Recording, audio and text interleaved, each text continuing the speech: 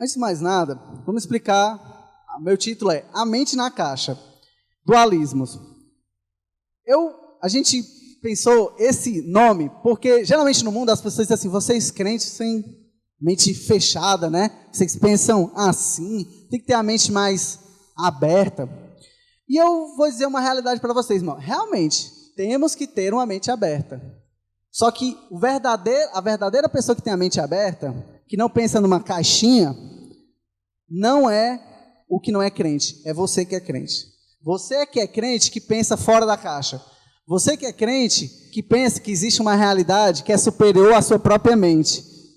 A pessoa do mundo pensa que tudo está na cabeça dela. Tudo ela pode pensar, raciocinar, criar uma teoria. Mas você, não. Você cria teorias, desenvolve. Tem irmãos aqui que são universitários, então desenvolvem ciência. Mas em nenhum momento vocês dizem que tudo que existe na cabeça de vocês é tudo que existe. Vocês entendem que existem coisas que vocês não compreendem e que talvez nunca compreenderão uma realidade maior do que vocês, que é Deus. Então, basicamente, a mente na caixa, eu vou falar esse primeiro momento do dualismo, porque o dualismo, basicamente, entendam, é uma barreira que faz com que você não pense integralmente como cristão. Tem momentos que você pensa como cristão e momentos que você não pensa como cristão. Por quê? O que é dualismo? Basicamente, irmãos, dualismo é uma forma de interpretar a vida, são princípios contrários. Imagine dois princípios que regem a vida, ou a existência. Então, tem um princípio, tem um polo positivo e negativo. Então, as pessoas vão pensar assim, tudo na vida tem um polo positivo e negativo, e esses dois polos coexistem e explicam todas as coisas. O bem e o mal estão em igualdade, então, só que o bem não existe sem o mal e o mal não existe sem o bem. Isso é o dualismo. E você tenta interpretar a vida dessas duas maneiras, de maneiras opostas.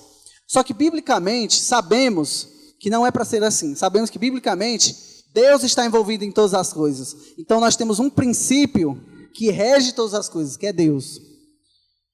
E, quando eu compreendi isso, irmãos, eu vou dizer assim, vou dizer que foi o principal motivo que me fez estar aqui esta noite e hoje, para a glória de Deus, eu digo isso como testemunha de não ter me desviado da fé cristã. E isso mesmo, vocês ouviram, vou repetir. O que eu estou falando esta noite foi o motivo de eu não ter me desviado da fé cristã. Porque eu compreendi que a realidade da vida não é racional. A realidade, ela é religiosa. O que eu quero dizer com isso? Você sempre adora alguém. Você sempre adora um Deus. Não há como fugir disso. Até o ateu, da ateia e tal, que postar no Facebook e tal, que debate com você, ele é um ser religioso. Isso mesmo, ele tem um Deus, ele serve a um Deus, e eu vou explicar quem é esse Deus a quem ele serve. Então, quando temos a mente em Cristo, temos nossas ideias, vontade, caráter, eles são libertos e abertos para a realidade da vida e da existência. Todos os outros que não creem em Jesus Cristo possuem uma visão reduzida, uma mente fechada, reduzida numa caixa e falsa. Sobretudo, eles têm uma interpretação falsa sobre a vida. E onde é que eu encontro isso? É da minha cabeça? É dos filósofos que eu li? Não. Vamos ler basicamente. Eu queria que os irmãos... Eu poderia ler muitos textos, mas para a gente reduzir, ficar um pouco mais enxuto, eu queria que os irmãos abrissem a Bíblia no livro de primeira carta de Paulo aos Coríntios, 1 Coríntios, capítulo 2, versículos 14 ao 16. Esse texto eu quero que a todo momento vocês fiquem com ele em mente e tudo que eu estou falando, reflita sobre esse texto. Vocês vão perceber a profundidade que há nesse texto. Todo mundo achou? Amém? 1 Coríntios, capítulo 2, versículos apenas do 14 ao 16, tá bom? Vamos ler o texto rapidamente. O homem natural não aceita as coisas do Espírito de Deus, pois eles são absurdas, e não pode entendê-las, pois se compreendem espiritualmente. Mas aquele que é espiritual compreende todas as coisas, ao passo que ele mesmo não é compreendido por ninguém. Pois quem jamais conheceu a mente do Senhor para que possa instruí-lo? Mas nós temos a mente de Cristo. Então, irmãos, Vamos falar aqui o que é dualismo. Eu poderia chamar um outro termo técnico de dualismo, mas vamos usar dualismo durante toda a pregação, para você entender, chamado motivo básico religioso. O que é isso? Eu disse logo no início que tudo envolve religião. Tudo, cultura, música, arte, ciência, tudo envolve religião, tudo. Mas não necessariamente religião, vamos dizer assim, cristã. Mas tudo envolve alguma concepção de Deus. E aí a gente pode chamar de motivos básicos religiosos que vão formar a nossa cultura, a nossa sociedade e a nossa forma de pensar. E isso tem influenciado na sociedade e na igreja. Então, todas as falsas religiões apresentam alguma falsa interpretação da realidade, porque todas são dualistas. Então, são esses princípios que se contradizem, todas elas, menos a visão cristã. Então, todas as religiões falsas servem ao homem, servem à criatura e não ao Criador. A única religião que serve a Deus é a fé bíblica. Então, como eu já disse, a Bíblia em nenhum momento fala que o homem é racional. Sabe por quê? Porque o homem não é racional. Quer dizer que um homem é um animal irracional? Muito menos. O que quer dizer é que o homem, antes de mais nada, ele é um ser religioso. Percebemos ao longo de toda a Bíblia que o homem ou serve a Deus ou ele serve a um ídolo. E esse ídolo geralmente serve ao próprio homem. Só na fé cristã é o homem que serve a Deus. Em todas as outras religiões é o Deus que serve ao homem. A gente entender isso, a gente entende o que Jesus quis dizer em Mateus 6,24, quando ele diz que nós não podemos servir a dois senhores. Basicamente aqui um princípio, Jesus está combatendo aqui o que posteriormente os filósofos vão chamar de dualismo. Nós não podemos servir a dois deuses, porque cada Deus vai dizer para você assim, você tem uma lista de regras a seguir, ou você me adora assim, ou me adora assim. E o nosso Deus não é diferente, o Deus verdadeiro. Você não pode servir a um Deus ao outro. Jesus diz isso, ou vocês servem a Deus ou a Mamon. E aí, vamos começar aqui. A primeira religião que mexe, que molda a nossa cultura ocidental, pode passar. Então, os motivos básicos religiosos da nossa cultura, com exceção da cristã, são dualistas. Lembrando, são dois princípios contrários. Eles são inimigos um do outro. Só que os dois são falsos. Não pensa assim, um é falso, o outro é verdadeiro. Não. Entende? Os dois são falsos, mas eles vivem brigando entre si. Então, vamos lá. O primeiro deles é o dualismo pagão. Eu vou explicar. Matéria é forma. A religião tem a religião da matéria e a religião da forma. Quem juntou esses dois conceitos foi Platão e Aristóteles lá na antiguidade, certo? O segundo dualismo é o dualismo católico. Quem juntou esse dualismo natureza-graça foi um cara chamado, que é muito idolatrado por muitos teólogos, mas ele fez um estrago muito grande, chamado Tomás de Aquino, São Tomás de Aquino, e outro chamado Guilherme de Ockham, que era, vamos dizer assim, um fãzão do Tomás de Aquino, mas discordava de muitas coisas dele também. E o terceiro é a cultura que nós vivemos, que eu acho que é o mais importante esta noite, que é o dualismo humanista, que de um lado temos a natureza, no andar de baixo, e em cima temos a liberdade. Eu vou explicar cada conceito desses. E aí, as formas que os cristãos e os não cristãos pensam, passam por isso. Só que se você pensa biblicamente, você pensa como já foi falado. Você pensa criação, queda, redenção e consumar. Sim, irmãos, se em algum aspecto da sua vida você não pensa assim, provavelmente você pensa em uma dessas três formas. Eu vou garantir que se você não pensa que tudo na sua vida tem a ver com a criação de Deus, com a queda do homem e do mundo, com a redenção em Cristo Jesus e com a consumação da sua obra, então provavelmente você pensa como um outro ser religioso. Vamos lá. O primeiro dualismo é o matéria-forma. O primeiro dualismo é o quê? É da religião grega. A gente falou do dualismo pagão. Geralmente, quando a gente fala da religião grega, vocês pensam Zeus, né? Pensam nos filmes. Mas existe uma religião, antes dessa religião, que os gregos adoravam.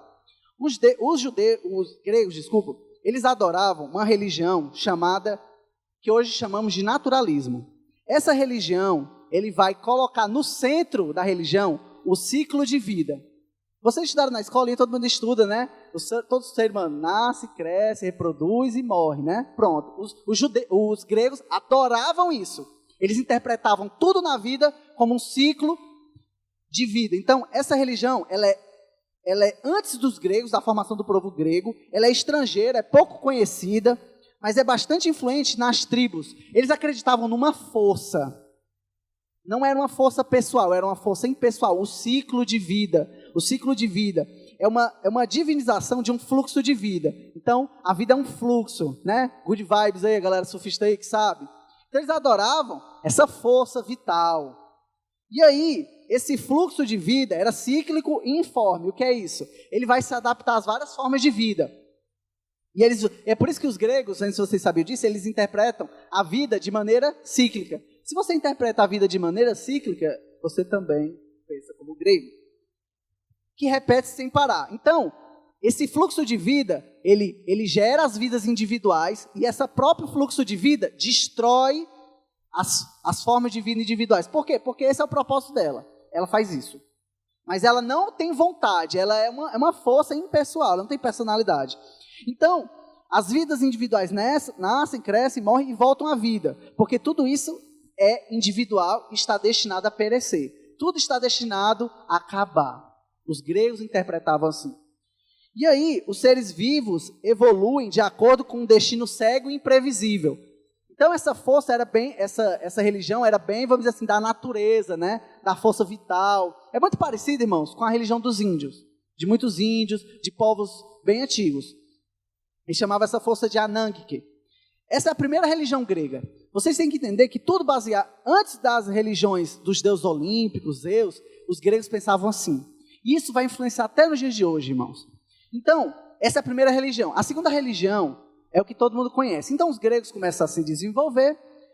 Então, eles não viram que essa forma de entender a vida era muito prejudicial. Porque você pensa assim, se tudo acaba, para que a gente vai viver? Como diz o apóstolo Paulo, se Cristo não ressuscitou, vã é a nossa fé. Comamos e bebamos, que amanhã morreremos. Os gregos entendiam isso muito bem. É por isso que eles viviam daquela maneira louca que eles viviam. Porque pensem, eles acreditavam que a minha vida vai acabar, então eu tenho que aproveitar ao máximo. Quem pensa assim, irmão, são os ateus hoje. Mas isso está baseado numa religião. Quem começou isso foram os gregos. Então, não é que eles não acreditam em vida eterna. Eles acreditam, só que a vida eterna é só aqui, num ciclo sem fim nessa terra. A segunda religião é a religião, aí a gente vai chamar isso de matéria. Entenda, a religião, o ponto fixo é matéria, o nome técnico, vamos dizer assim. Então os gregos adoravam isso.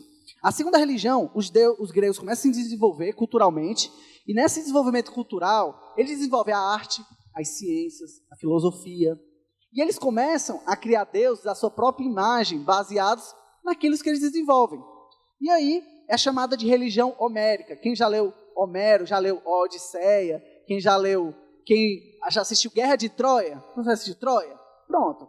Troia vai falar dos deuses, vai falar das lutas entre os deuses, aí tem Zeus, aí tem os vários deuses gregos. Essa religião vai colocar como centro a cultura. Então, a cultura grega. Então, cada deus vai representar um aspecto da cultura grega. Existe o deus da agricultura, existe o deus da arte, existe o deus das ciências, existe até o próprio deus da mensagem, existe o Deus. Mas e os outros deuses que têm as forças da natureza? Você souber um pouco da origem de Zeus e tal, como é que ele se rebela? Todo o poder que ele tem, na verdade, ele recebeu dos titãs. Aí ele recebe essa força, porque ele é mais inteligente que os titãs, e os titãs, ele derrota os titãs e outros se aliam a ele, e ele ganha os poderes. Então temos vários deuses, Poseidon, Zeus. Os deuses mais poderosos, eles representam a cultura grega, representa essa transição entre esse fluxo de vida, que não tem sentido, a vida é só o vai e vem, e a cultura grega. E aí, só que acontece, essas duas religiões vão moldar a forma de pensar dos gregos.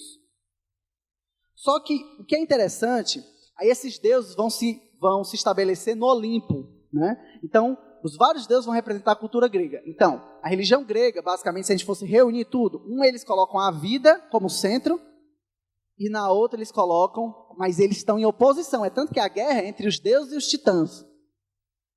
É isso aqui. É esse dualismo matéria-forma. A forma aí é a forma no sentido da cultura, a razão. Então a crença que a razão vai nos libertar, a nossa produção cultural, científica, filosófica, vem dos gregos. Só que é interessante que esses deuses, eles são tão poderosos, mas eles não conseguem derrotar o destino cego e imprevisível da vida. Eles não controlam o ciclo de vida. Então fica essa briga. Os próprios filósofos na época, tem filósofos que vão comprar o partido da matéria e o partido da forma. Aí vão surgir os vários grupos. Vocês vão entender mais na frente porque que eu estou falando isso. E aí vai surgir os filósofos como Aristóteles e Platão, que vão tentar juntar duas coisas que não dá para juntar. Aí surge um dualismo. Aí os gregos, e aí eles não escaparam dessa forma de pensar. Em resumo, irmãos, o que é que vai ocorrer essa síntese, essa junção entre duas religiões que não tem nada a ver uma com a outra, que são concorrentes? Vai resumir numa ideia básica que eu já expliquei aqui no domingo. Uma religião, Aristóteles e Platão, vão colocar o espírito como bom e imutável. Onde é que eles tiraram isso? Da religião, a religião da harmonia, a religião da forma. Aí eles vão achar assim, não, o espírito é bom, porque ele vem da cultura de Zeus, dos deuses, ele produz a cultura. Então a nossa razão, eles vão confundir os gregos, o espírito com a razão. Aí eles vão colocar a razão no máximo. Platão e Aristóteles pensavam assim. Platão chamava de mundo das ideias, Aristóteles chamava de razão. Eles vão colocar no andar de cima a forma. Essa forma aí é a religião de Homero, né, a religião dos Zeus e tal, desses deuses personificados, que são inteligentes, são fortes, poderosos. E embaixo esse ciclo vital. Aí eles vão interpretar assim, ora, a razão é imutável, a razão vai nos libertar, a razão é que vai nos dar sentido à nossa cultura grega. E embaixo está a matéria, aí no sentido, a vida. Então há um desprezo pela vida e há uma exaltação da cultura grega. E aí, nesse sentido, o que é que vai se resumir de maneira prática? Vai surgir um movimento que vai dizer que a matéria, tudo que é material é mal, e o espírito do homem é bom. É a matéria que corrompe. Não é o humano que nasce corrompido, como a doutrina bíblica que diz que o homem nasce em pecado. Não, não é o homem que nasce corrompido. O espírito dele é bom, né? A mente dele é boa, mas o corpo dele é mau. E isso vai influenciar, inclusive, heresias do cristianismo. O apóstolo João, ao escrever suas cartas, vai dizer para os cristãos, vai dizer para crente, irmão, crente, lá no primeiro século, quem não acredita que Jesus ressuscitou em carne, não deve ser nem aceito. Não é cristão. Mas eles não creram em Cristo, só que eles tinham um problema. Eles eram gregos que estavam começando a crer em Jesus, mas queriam pensar como gregos. Porque eles estavam pensando como Platão e Aristóteles. Só o que tem hoje, irmãos. É irmãos que pensam assim. Eles pensam que o corpo dele não tem nada a ver com a santidade. Não, é o meu espírito que Deus se importa. São as minhas intenções.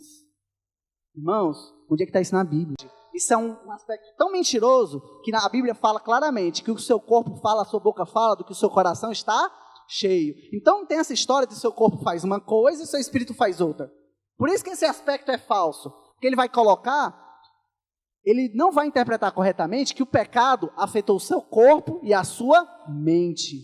Não existe um aspecto da sua vida que não tenha sido afetado pelo pecado. Mas também não existe um aspecto da sua vida que não seja criação de Deus. É criação e queda. Mas tem a redenção. E aí vai influenciar os cristãos. Nenhum dos pais da igreja chamada Origem vai ser influenciado por esse pensamento. Olha como esse pensamento é prejudicial. É tão prejudicial, irmãos, que eu tive o desprazer de ouvir um colega de trabalho que é homossexual. Ele chega e diz assim, não, Deus não se importa com o que eu faço. Deus se importa com o meu coração. Agora imagine um crente que pensa assim, ele vai pregar para um homossexual, e o homossexual diz a mesma coisa que ele diz. Aí você, é mesmo, né? Então você pode fazer o estardalhaço de pecados e no fim, mas Deus me ama. Não que ele não ama, mas a questão é que você quer justificar o seu pecado acreditando numa mentira, que o seu espírito é bom. Quem foi que disse isso? Esse sem futuro aqui, do Aristóteles. Influenciou também na história da igreja. E está até hoje, irmãos. Não pensa, é no passado, hoje não tem isso. Tem, só o que tem. Segundo, a igreja cresce, surgem heresias, surgem crentes tementes a Deus. Aí surge um rapazinho chamado, ninguém conhece, né? Francisco de Assis. Francisco de Assis é um exemplo claro de como o paganismo continua existindo apesar do cristianismo. Francisco de Assis, só para vocês terem uma ideia, ele considerava os animais iguais nós, seres humanos. Então, ele, por exemplo, matar um ser humano, para ele é matar que nem um cachorrinho. Parece com as pessoas hoje? As pessoas hoje, entre escolher matar um bebê ou matar um cachorro, eles preferem salvar o cachorro e matar o bebê? Porque isso é um aborto, né? Francisco de Assis, pessoal. Vamos lá. Aí ele pensava, Francisco de Assis foi muito influenciado pelo paganismo. Tanto, e muitos monges na época, o próprio movimento monástico, os monastérios na Idade Média, foram influenciados pela visão grega, que não era bíblica, era oposta à Bíblia. E aí, que Deus é esse? No primeiro, as pessoas vão adorar o quê? O ciclo de vida e a cultura. Junta-se a isso, essas duas se misturam em Aristóteles e Platão e vão influenciar na Idade Média. Muitos dos problemas, irmãos, que temos na Idade Média, que as pessoas dizem, os crentes, a igreja, eu só digo uma coisa, foi culpa de Aristóteles. Então, antes a pessoa diz assim, me mostre na Bíblia o que as pessoas fizeram na Idade Média, se tem amparo na Bíblia. Não tem. Onde é que eles tiraram isso? De Aristóteles, de Platão. E quem vai juntar tudo isso? Francisco de Assis começa esse movimento, ele vai criticar, é tão forte esse movimento, que ele vai criticar, inclusive, o Papa na época. Só que em lugar de fazer uma crítica bíblica, ele faz uma crítica totalmente pagã. Então ele vai criticar a riqueza através de uma interpretação totalmente naturalista, que é a visão pagã. Ele vai dizer assim, a matéria é má, então a gente tem que fugir da matéria. Então vai surgir um movimento altamente místico, que não tem nada a ver com o seu dia a dia, com a sua vida. É esse movimento que existe até hoje, que as pessoas querem se isolar de tudo e de todos, que acham que espiritualidade não tem nada a ver com o seu trabalho, com a sua escola, que a pessoa tem que se isolar, tem que viver o tempo todo isolado, que a matéria é má, que tudo que tem a ver com a cultura, com a sociedade é perversa. Quem começou isso foi Francisco de Assis. Mas teve um cara que fez o estrago maior, eu acho que com inveja, talvez, né? Foi Tomás de Aquino. Aí Tomás de Aquino vai fazer uma nova síntese entre duas religiões que não tem nada a ver. Aí Tomás de Aquino era muito fã de Aristóteles, né? Rapaz, as ideias dele são legais e tal. Ele é um grande teólogo lá na Idade Média, Tomás de Aquino, e ele vai criar todo um sistema teológico baseado em doutrinas cristãs e baseadas nas noções e interpretações da vida de quem? Bem, Aristóteles. Isso vai gerar vários problemas. Então, para Tomás de Aquino, a vontade humana era caída e corrupta. É bíblico. Mas o intelecto, não. Onde é que tem isso na Bíblia, irmão? Nenhum canto. Ele tirou isso de quem? De Aristóteles, que pensava que a razão não tinha... Na visão grega, irmão, não tinha nem pecado. Ele não tinha nem esse conceito. A verdade era essa. A filosofia tornou-se cada vez mais independente e autônoma. O que isso quer dizer? As pessoas começaram a acreditar que eu posso usar a minha mente sem ter qualquer conexão com Deus. Tomás de Aquino, irmãos, abriu a porta para a desgraça que existe hoje na modernidade. As pessoas achar que não vão dar contas com Deus, achar que elas vivem um mundo sem Deus, achar que a vida não tem nada a ver com Deus. Quem começou isso? Tomás de Aquino. Claro que Tomás de Aquino, ele começava a acreditar que existiam duas vias. A via da graça e a via natural. Natureza e graça. Aí vocês têm que entender. Até a própria interpretação do que muitos cristãos têm hoje. O natural está aqui, irmãos. Vamos dizer assim, duas casinhas, mas duas casinhas. Tem a natureza. Em cima da natureza vai ter... Em cima da mesa a gente bota o quê? A sobremesa, né? Em cima da natureza a gente bota o quê? A sobrenatureza. Então vamos pensar assim. Até a própria interpretação de sobrenatural não é bíblica. É o quê? O que quer dizer com isso? Não quer dizer que não haja milagre. Não estou dizendo isso, irmão. Preste atenção. Para Tomás de Aquino, havia um mundo natural e havia um mundo sobrenatural. Onde é que tem isso na Bíblia? Em nenhum canto também. Para o apóstolo Paulo, tudo era de Deus. O irmão se converter era um milagre de Deus. Um milagre extraordinário, alguém ser curado, era o poder de Deus. Alguém crer no evangelho é poder de Deus. Ele acordar de manhã e depois de levar várias chibatadas e cantar hinos a Deus, era um milagre de Deus. Alguém, um pai de família, amar o seu filho, era um milagre de Deus. Ele não tinha um mundo natural e um mundo sobrenatural. Não existia um mundo independente de Deus e um mundo que dependia de Deus. Não existia uma mentalidade humana que não tivesse que ser redimida pelo homem, por Deus, desculpa. Só que Tomás de Aquino abriu uma brecha para entrar o mal de novo no nosso ocidente, tudo do pensamento grego.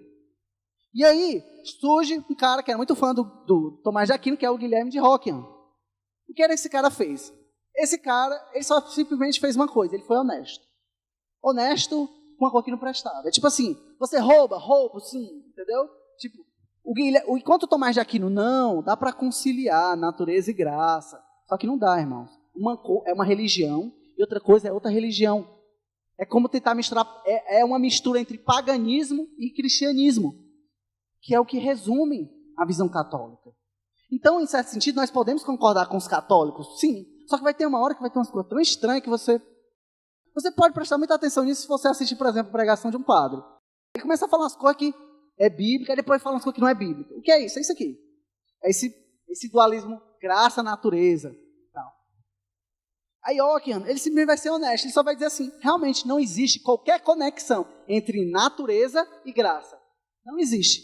Só que o que isso vai dizer? Ele vai criar um problema pior, porque ele vai colocar a razão totalmente independente da graça, e as pessoas vão começar a acreditar que se o mundo natural, o mundo da razão, a razão filosófica de Aristóteles, Platão, está aqui, e a graça está aqui, se a razão só existe aqui, o que é que sobra aqui de razão? Nada.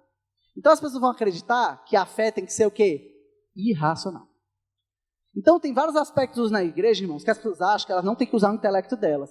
Vai haver uma anti-intelectualidade. As pessoas acham que ser crente é ser ignorante. Ou como uma vez o reverendo Agostinho Cosme escreveu, numa blusa, Cristo morreu foi para te livrar do pecado, e não do seu cérebro, né, da sua inteligência. Você tem que usar a sua mente sim para a glória de Deus. Isso não quer dizer que tudo vai ser a sua razão, não. Porque você, como eu disse lá no início, existem coisas que a nossa razão não compreende. Mas aquilo que podemos compreender, o próprio texto bíblico diz, Deus nos deu. Aquilo que nós possamos compreender. E aí ele vai gerar esse problema. E aí vai surgir uma coisa chamada renascença. Quem estudou para o Enem tem que saber, né? Já era para ter sabido, né? Já que já fez a prova. Vai surgir a renascença. O que é a renascença? As pessoas vão entender que não tem mais como conciliar um mundo da natureza e o mundo de Deus da graça. Não há mais. E aí a galera vai comprar partido. Os humanistas vão comprar o partido da natureza. Porque eles vão voltar para os clássicos gregos. Aí eles vão pensar, rapaz, nós vamos reconstruir a sociedade baseado nos gregos. Aí vai surgir o movimento dos clássicos gregos. Aí vai ter um ressurgimento das ciências. O que os renascentistas mais fizeram foi exaltar o homem. E no iluminismo foi o ponto culminante que vivemos até os dias de hoje. Como homem, como a medida de todas as coisas. Hoje as pessoas pensam que elas são o centro de todas as coisas. Aí você pensa, isso, Isaac, é a pessoa do mundo. É você mesmo, irmão. Você também pensa assim. Você está imerso nessa cultura. Você assiste televisão? Não minta que eu sei que assiste. Você assiste jornal? Você lê jornal? Não escuta rádio? Não está sendo influenciado o tempo todo? Joga videogame? Joga? Pois é, pessoal. Esses conceitos estão em tudo, pessoal. Está na arte, está na cultura, está no radialista, no formato de opinião que você gosta. Está em tudo. Está em tudo. Você acorda de manhã, parece que joga na sua cara assim, a humanismo na sua cara. Jogam esse dualismo na sua cara toda vez. Aí, como eu disse, a renascença surge como esse ressurgir do pensamento grego. Só que o pensamento grego, ele já tinha vários problemas, como eu mostrei para vocês. Um dualismo entre matéria e corpo, um dualismo entre razão e emoção. Não sei se você sabia disso. Até o dualismo razão e emoção vem daí. Você sabia disso? Por exemplo, você já viu imagem no Facebook, né, em grupos de debate? Uma pessoa assim, dividida assim, aí de um lado tem um cérebro, de outro lado tem um coração? Vocês já viram essa imagem? Alguém já viu? Pronto. Pois é. O que é aquilo ali? Dualismo. E não é um dualismo, e ali é um dualismo de Aristóteles. Biblicamente, o coração não se divide com a mente.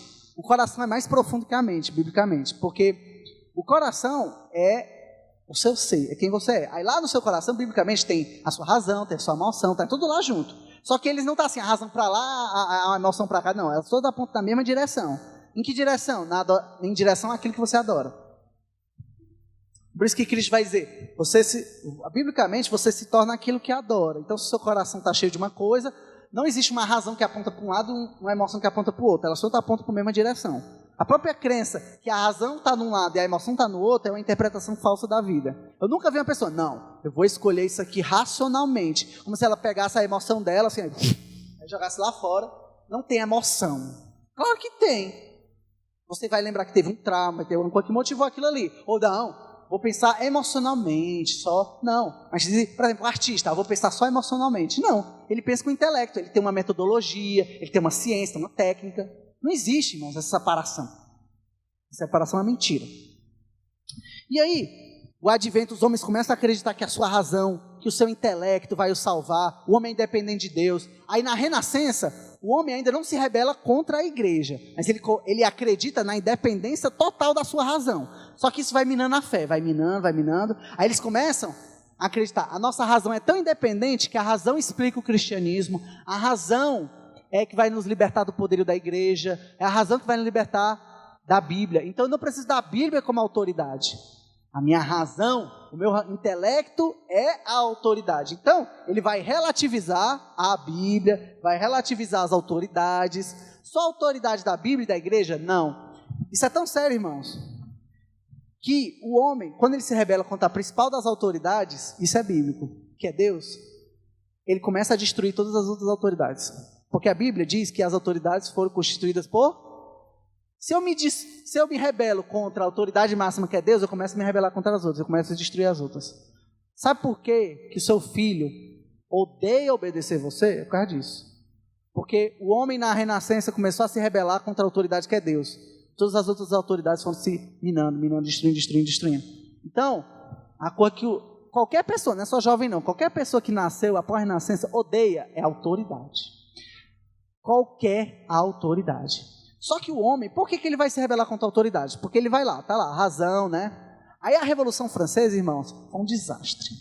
Surge um período chamado período do terror. Foi sangue para todo lado, gente se matando, o ser humano acreditando que se ele fizesse a revolução, ele ia salvar a França. E o que é interessante, é uma curiosidade, viu?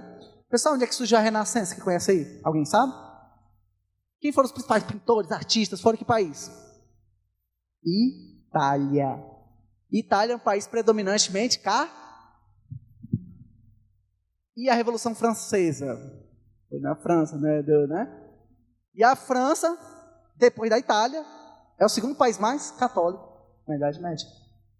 Percebe como o catolicismo, o naturalismo que entrou na igreja, destruiu o cristianismo na França e na Itália?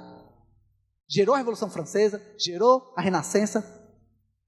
Enquanto os protestantes lá, lutando, os hereges, segundo os papas, né? O dualismo humanista, o homem como centro. E aí ele vai interpretar natureza e liberdade. O primeiro, vamos lá, matéria, forma. Segundo, natureza, graça. Se vocês saírem daqui sabendo isso, eu já estou satisfeito, porque isso mudou, assim, irmão, minha vida. Porque é a forma que as pessoas pensam. E terceiro, natureza, liberdade. Natureza ali, o que representa a natureza? É toda aquela filosofia grega ali, forma, matéria, todos os conceitos, só que totalmente descaracterizado de Deus. Ali são as ideias. Não é que na Renascença o homem voltou a adorar Zeus, não é bem isso. É que ele pegou todos os conceitos que representavam Zeus, porque ele realmente reconheceu que não eram Deus, irmãos. Eram os aspectos da cultura que foram divinizados, mas não era Deus. Só que o que é o problema? A própria natureza ali só, ela não se sustenta. Como assim, irmãos? Na Revolução Francesa, como eu estava falando, a Revolução Francesa, o homem vai perceber que cada homem pensa de um jeito. Então essa visão de que a razão soberana, que se os homens buscarem ser racionais, vamos ser uma sociedade melhor, foi frustrado. Se tem pessoas que dizem hoje, é porque eles são desonestos, porque até os humanistas sabem disso. Por quê, irmãos? Porque, irmãos, cada pessoa tem sua cabeça. E se cada ser humano é um ser soberano, ninguém vai pensar igual. Aí o que acontece? Revolução, morte, guerra. E aí depois surge a Primeira Guerra Mundial. Surge a Segunda Guerra Mundial. Baseada totalmente em princípios humanistas. Não tem um aspecto cristão ali nessas guerras. Nada, zero. E aí o ser humano, o humanista, cai em depressão. Aí surgem figuras como Schopenhauer, Nietzsche, os caras bem depressivos mesmo. Que tu lê, tu fica com depressão, só de ler. Nem recomendo. Você tem umas tendências meio tristes, não leia, porque você vai terminar, né, a sua vida. Aí, aquela natureza ali, pensa assim, começa a ruir, aquela ideia de natureza, de que a razão humana vai se salvar. Eles reconhecem que não vai.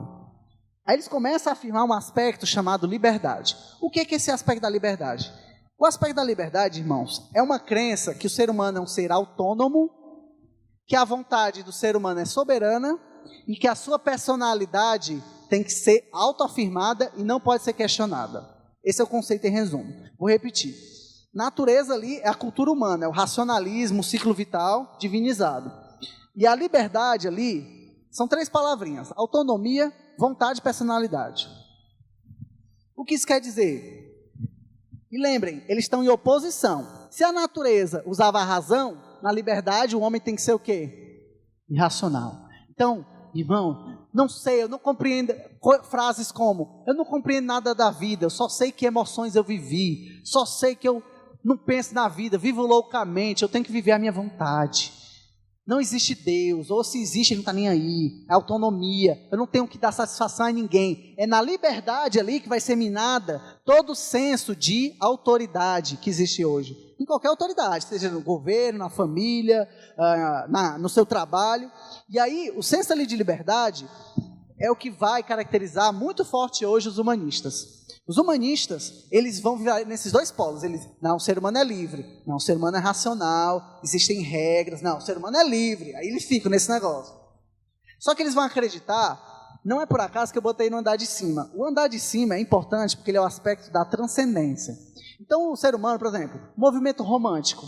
O movimento romântico vai perceber que realmente o racionalismo ele vai se tornar frio, indiferente e até destrutivo para a sociedade. Os românticos... O romantismo, se você achava que o romantismo era só um movimento literário, você está enganado, certo? O romantismo foi um movimento para toda a vida, baseado nas emoções, como centro da humanidade. Aí os românticos vão defender a liberdade. Então o ser humano vai ter que se libertar contra a autoridade, qualquer autoridade baseada nas suas emoções. E eles vão criticar os racionalistas. Mas percebe que essa crítica está tudo baseado no homem como centro. No de baixo ali vai colocar a razão do homem como centro. E no de cima vai colocar a emoção. Mas no final das contas, irmãos, o homem é o centro. Eles estão tudo no mesmo balaio de gato ali, mesma confusão. E aí, irmãos, isso vai gerar vários problemas. Vários problemas. Por exemplo, umas coisas práticas.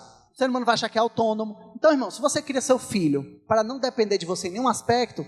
Aí eu não me admiro porque que a sociedade hoje abandona os idosos. Sabe por quê?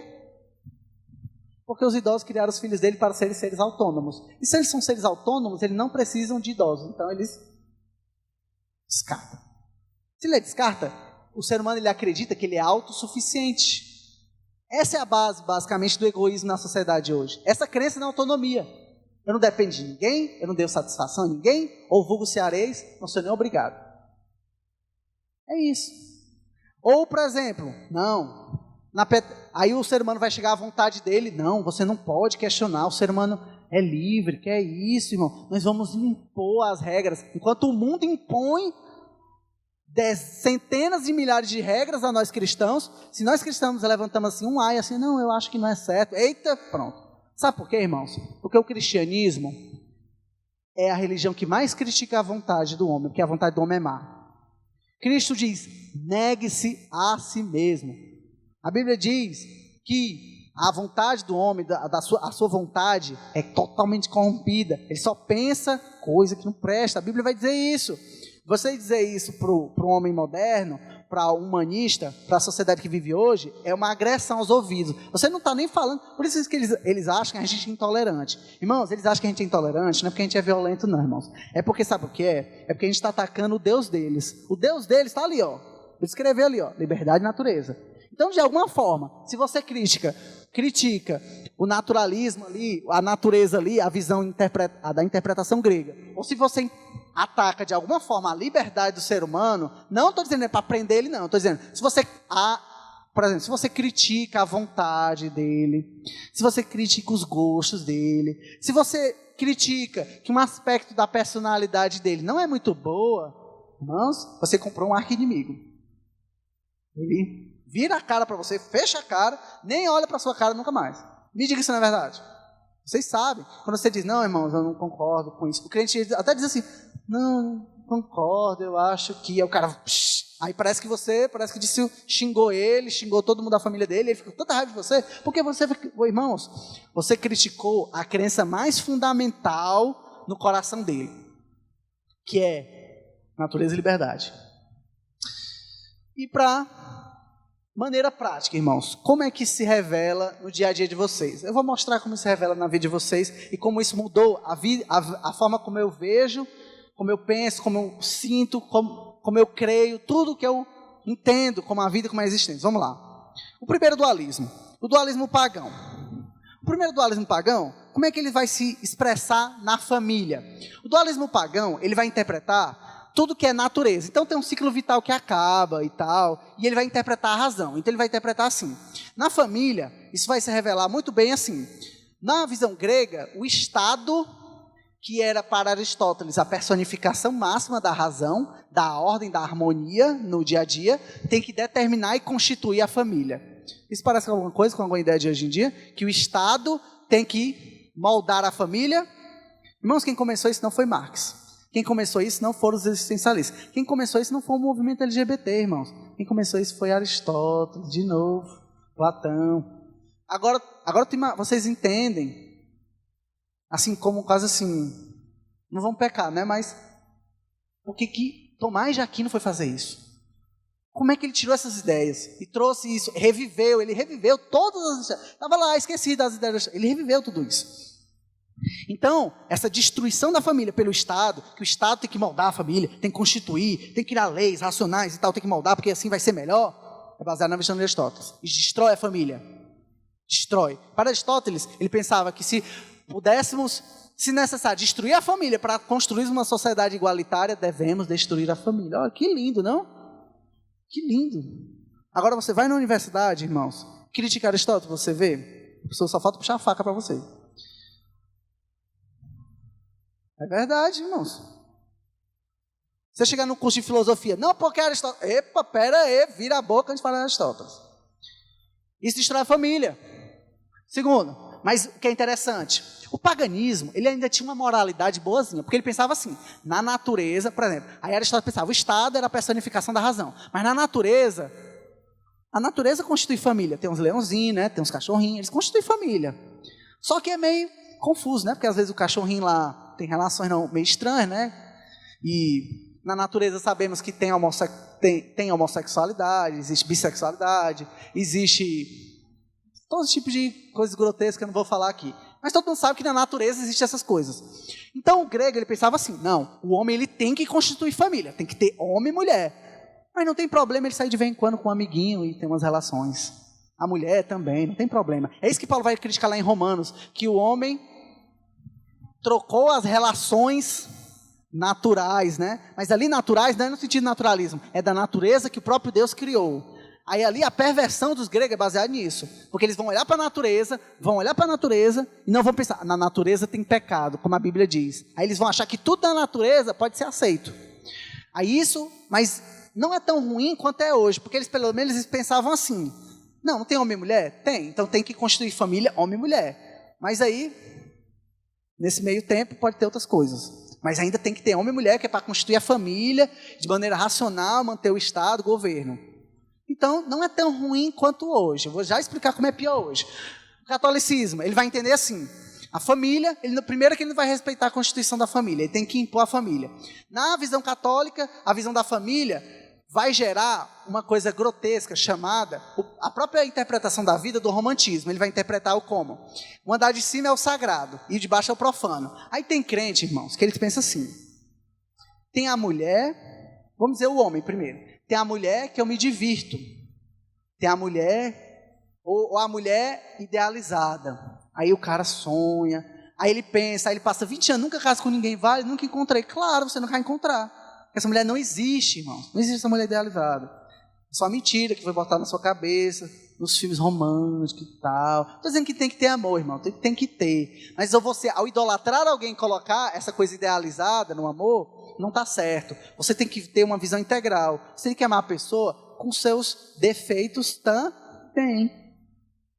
Aí o homem acredita, o homem de uma visão católica, aí ele pensa, não, mas tem a mulher de casa, que cuida dos filhos, né, que cuida dos afazeres da casa, do dia a dia.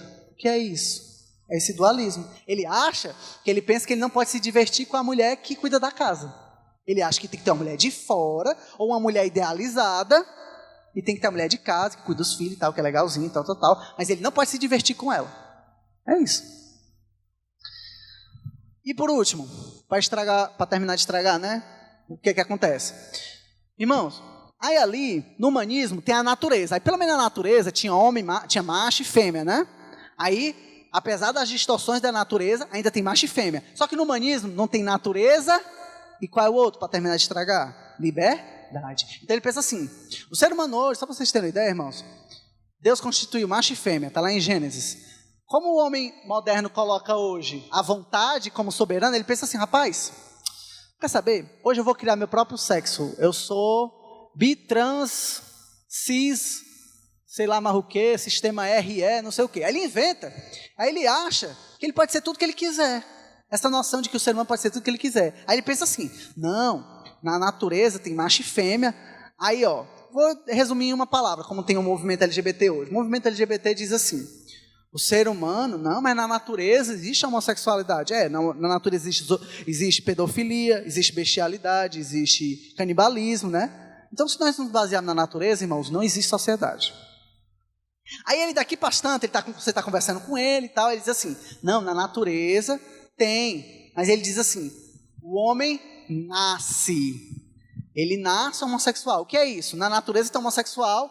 E aí existem, irmãos, realmente, biologicamente, animais que nascem com questões hormonais diferentes. Isso acontece também no ser humano. Fruto do pecado também, há distorções na natureza. Só que ele pensa assim, o homem nasce, aí mais lá para as tantas, ele tenta desconstruir a masculinidade e a feminilidade. Como? Não, o ser humano ele é livre. A masculinidade e a feminilidade são construções baseadas na construção cultural, na vontade da sociedade. Ou seja, não é contraditório? Ele nasce ou não nasce? Nasce homem ou não nasce? Nasce mulher ou não nasce? Nasce homossexual ou não? Não. O que eles fazem?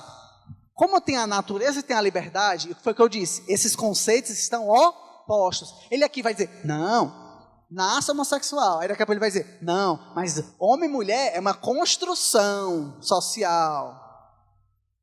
Isso é contraditório, irmãos. É disso. Por isso que é pior. Porque pelo menos lá no naturalismo, ele tem homem e mulher na natureza. Então alguma coisa tem que preservar. Na pós-modernidade não tem isso, irmãos. O homem ele pensa assim, ele pega tudo que tem de pior na natureza, e como a vontade do homem biblicamente é caída, ele escolhe o que há de pior na natureza. Ele pensa que ele pode ser o que ele quiser. No dia ele sai com um homem, no dia ele sai com a mulher, no dia ele sai com os dois, no dia para o terror dos irmãos, como existem... Não sei se vocês sabiam, mas existe uma associação também de zoofilia. Tipo, o que é isso, irmãos?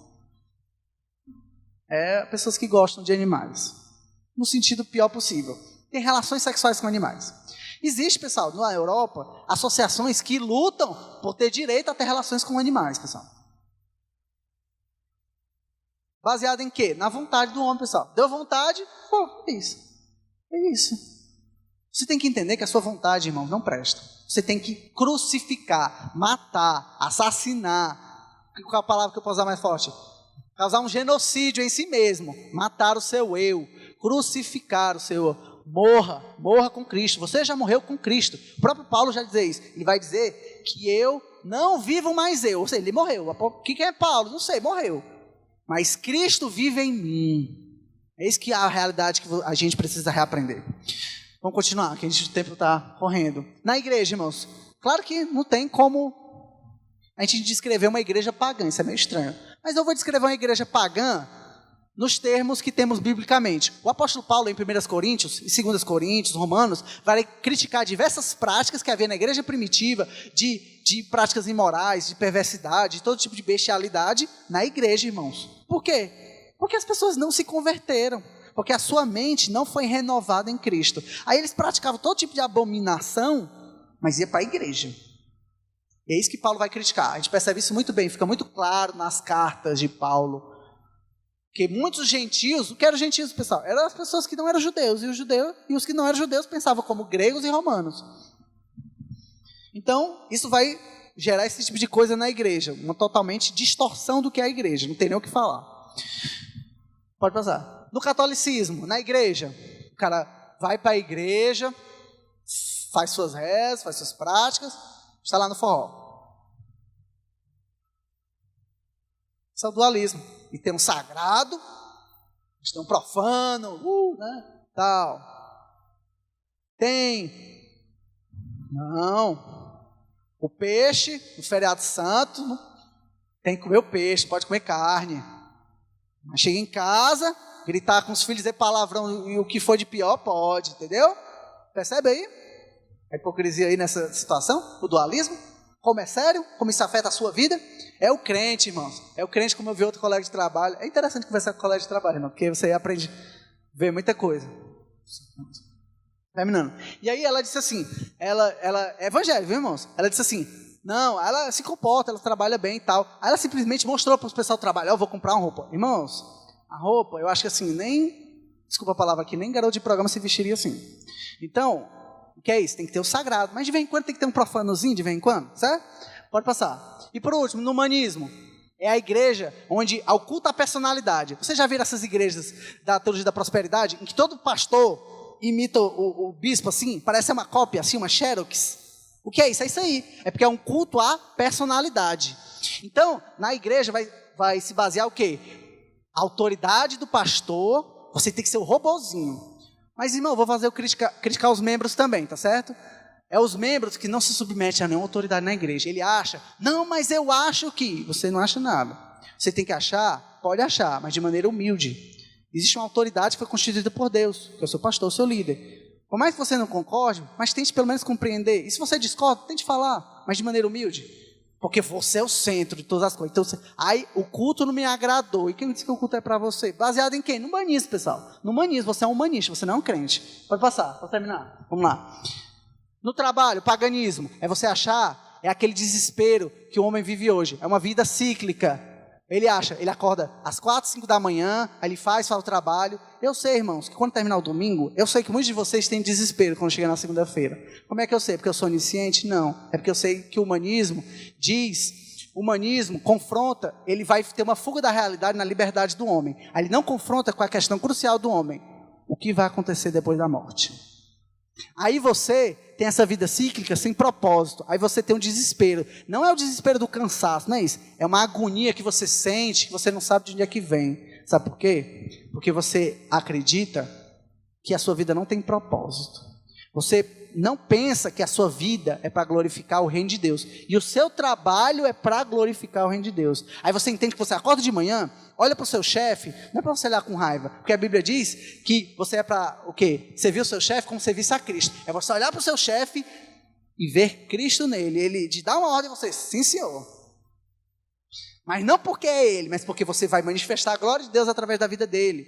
Você vê propósito na sua obra, no seu trabalho. Tudo é um aspecto da criação de Deus que você faz. Tudo é para o reino de Deus.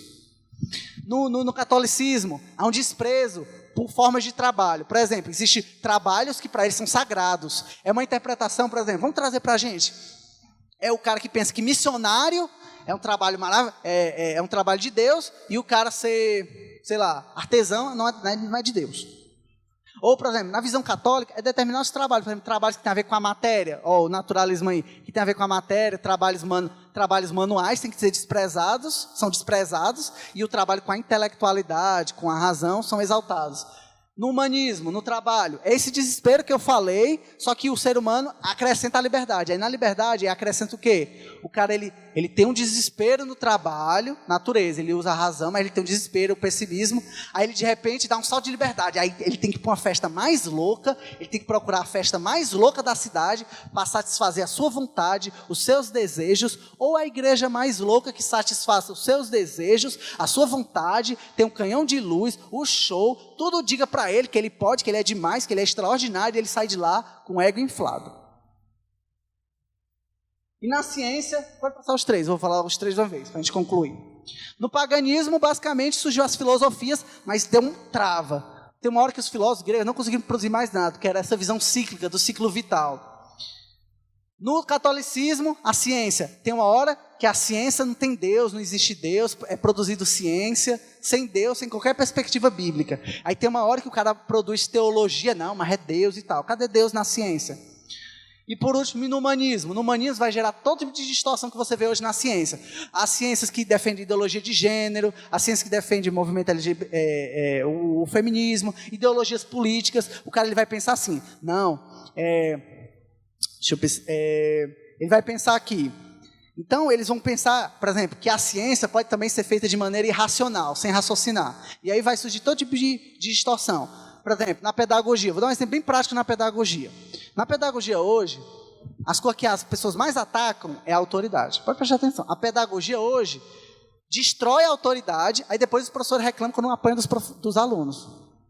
Faz o menor sentido isso, irmão. Se você diz que a autoridade, Paulo Freire, não, porque se você ama, você não impõe. Isso é um amor, uma interpretação humanista. O amor bíblico, se você ama alguém, biblicamente você dá mandamentos. Para quê? Para proteger ela. Mas na pedagogia, principalmente Paulo Freire, ele vai dizer, não, se você ama alguém, você não pode impor nada. Aí no Piaget, aí você não pode dizer nada, porque você vai destruir a mente da criança. Por quê? Porque ele acredita que o ser humano tem que ser autônomo, livre. Nada pode ser dito a ele, faça-se dar uma ordem. Por quê? Porque é uma revolta da vontade da personalidade humana contra a principal das autoridades, que é Deus. Certo? Isso está claro na ciência, por exemplo, na natureza. E por último, quando na natureza, o homem acha que ele tem que destruir a natureza. Vamos dar uma aplicação aqui também na natureza. Ele pensa que tem a natureza. Aí como o homem tem que se autoafirmar, ele destrói a natureza, está nem aí para a natureza. Por quê? Porque a sua vontade é soberana. Aí daqui para tanto ele, não, vamos fazer uns movimentos ecológicos e tal. Ele fica nessa, ele destrói e constrói. Destrói, constrói. Irmãos, só para a gente, eu terminar, finalmente, só reler o texto que a gente leu no início. Ora, o homem natural, ele não compreende, irmãos, as coisas do Espírito de Deus. Não compreende. Porque lhe parecem loucura. As palavras de Deus não são loucura, lhe parecem loucura, porque ele não compreende, ele é ignorante.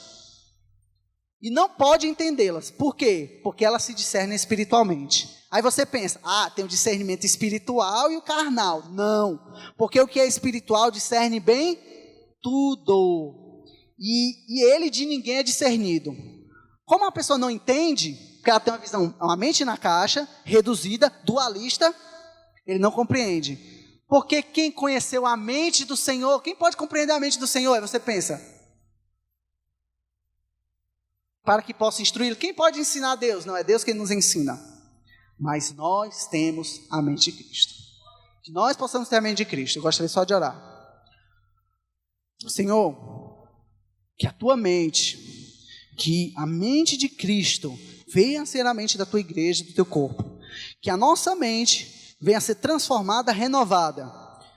Não para que a tua vontade seja feita, porque a tua vontade é soberana, sempre é feita, mas que possamos experimentar, como diz Romanos 12:2, que a tua vontade é boa, perfeita e agradável, que nós possamos ver com a mente transformada em Cristo Jesus, que esses dualismos, que essas formas de separar as coisas que Deus não separou, venham a cair por terra, e que tudo seja o caminho da graça, que tudo que sirvamos, Pai, seja para a tua honra e tua glória, Senhor, que nenhum aspecto da nossa vida, Senhor, que nenhum centímetro, que nós possamos dizer no nosso coração, tudo pertence a Deus, o teu reino, o reino pertence a ti, tudo pertence a ti, Senhor.